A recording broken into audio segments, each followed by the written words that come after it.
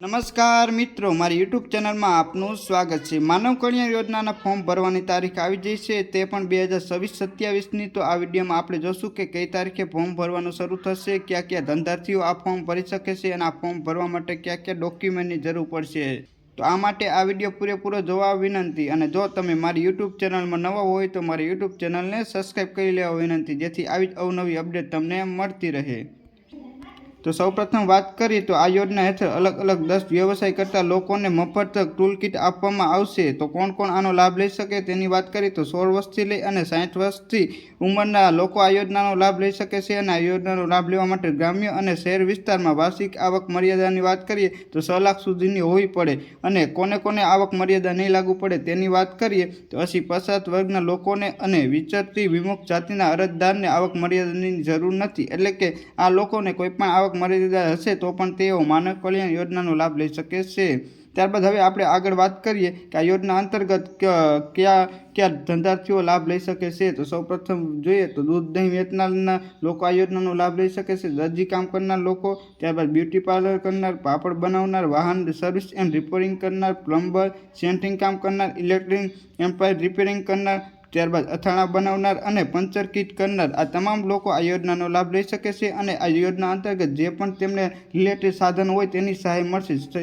આપણે જોઈએ તો દૂધ વેચનારને તેને દૂધની બરણી મળશે, ત્યારબાદ દરજી કામ કરનારને સંચો મળશે, બ્યુટી પાર્લર કરનારને બ્યુટી પાર્લરની કીટ મળશે, પાપડ બનાવનારને પાપડ બનાવવાનું મશીન મળશે। તેવી જ રીતે અલગ અલગ કામ કરતા લોકોને તેના રિલેટેડ સાધનોની સહાય મળશે।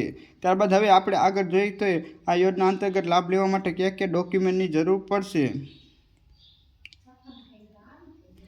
તો ડોક્યુમેન્ટની વાત કરીએ તો સૌપ્રથમ તો તમારે આધાર કાર્ડની જરૂર પડશે, ત્યારબાદ રેશન કાર્ડની જરૂર પડશે, આવકનો દાખલાની જરૂર પડશે અને જાતિનો દાખલો જેને લાગુ પડતો હોય તેને જરૂર પડશે, ઈ શ્રમ કાર્ડની જરૂર પડશે અને અરજદારનું એકરારનામાની જરૂર પડશે। તો તમારે આટલા ડોક્યુમેન્ટની જરૂર પડશે અને આ ડોક્યુમેન્ટ તમારે તૈયાર રાખવાના છે, કઢાવીને રાખવાના છે।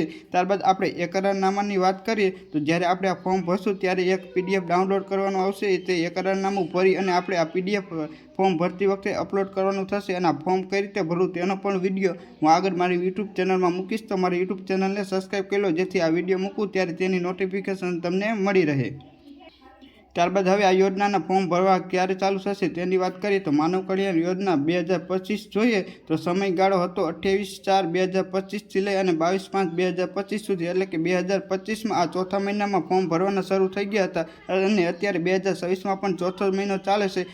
તો દર વર્ષે ચોથા મહિનામાં માનવ કલ્યાણ યોજનાના ફોર્મ ભરવાના શરૂ થશે, તો આ પણ ચોથો મહિનો ચાલુ થઈ જશે। તો ટૂંક જ સમયમાં માનવ કલ્યાણ યોજનાના ફોર્મ ભરવાના શરૂ થશે। તો આપણે આગળ જે ડોક્યુમેન્ટ જોયા તે ડોક્યુમેન્ટ તમામ લોકો જે લાભ લેવા માંગતા હોય તેઓને તૈયાર રાખવા વિનંતી, જેથી જ્યારે પણ ફોર્મ ભરવાનું શરૂ થાય ત્યારે તમે વહેલી તકે ફોર્મ ભરી શકો। અને આ યોજનાનો જે પણ લોકો લાભ લઈ શકતા હોય તેને પણ આ વિડીયો શેર કરવા વિનંતી, જેથી તેઓ પણ લોકો આ ડોક્યુમેન્ટ તૈયાર રાખે અને આ માનવ કલ્યાણ યોજનાનો લાભ લઈ શકે। હું આશા રાખું છું કે તમને મારો વિડીયો ગમ્યો હશે, અને જો તમને મારો વિડીયો ગમ્યો હોય તો મારી યુટ્યુબ ચેનલને સબસ્ક્રાઈબ કરી લો, જેથી આવી જ અવનવી અપડેટ તમને મળતી રહે। આભાર।